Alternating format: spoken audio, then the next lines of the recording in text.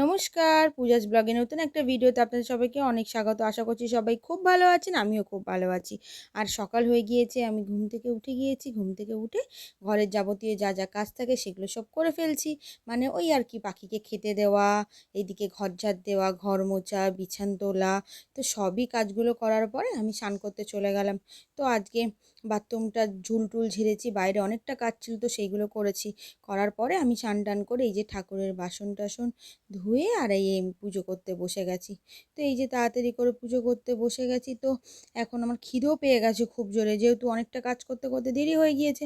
তো তাড়াতাড়ি করে পুজো করে এইদিকে আমি টিফিন করতে চলে এসেছি। টিফিনে আজকে আমি অনেক দিন ধরেই ভাবছিলাম পাস্তা করবো, এই গাজরগুলো ছিল, তো ওই জন্য আজকে পাস্তা করলাম। তো ওইদিকে সকালবেলা উঠেই আজকে জামা কাপড়গুলো ধুতে দিয়ে দিয়েছিলাম। তো এইদিকে পাস্তা করছি আর এইদিকে জামা কাপড়গুলো শুকাতে দিচ্ছি। তো এই যে পাস্তাও হয়ে গিয়েছে, আমি খেয়ে নিয়েছি, খেয়ে মাছটা বার করে রেখে আর এইদিকে এই জামা কাপড়গুলো সব মেলে দিচ্ছি। তো জামা কাপড়গুলো তাড়াতাড়ি করে সব মেলে দেওয়া হয়ে গিয়েছে। মেলে টেলে দিয়ে আমি জামা কাপড়ের র্যাকটা বাইরে রেখে দিয়ে এলাম।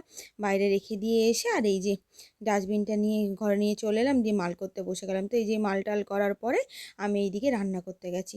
রান্না বলতে আজকে আমি সত্যি বলতে বেশি কিছু ঝামেলা করিনি, কারণ আজকে আমি করেছি ওই কাতলা মাছ ছিল, কাতলা মাছ দিয়ে আলু দিয়ে নর্মাল ঝোল আর ভাত। তো এই যে রান্নাও হয়ে গিয়েছে প্রায়। রান্না করে আমি খাওয়া দাওয়া করে আবার এই যে একটা মাল ছিল, তো সেই মালটা নিয়েই করতে বসে গেলাম। তো এই মালটাই করতে করতে করতে প্রায় বেজে গেছে 4টে। 4টের পরে গিয়ে আমি একটু শুয়ে পড়লাম।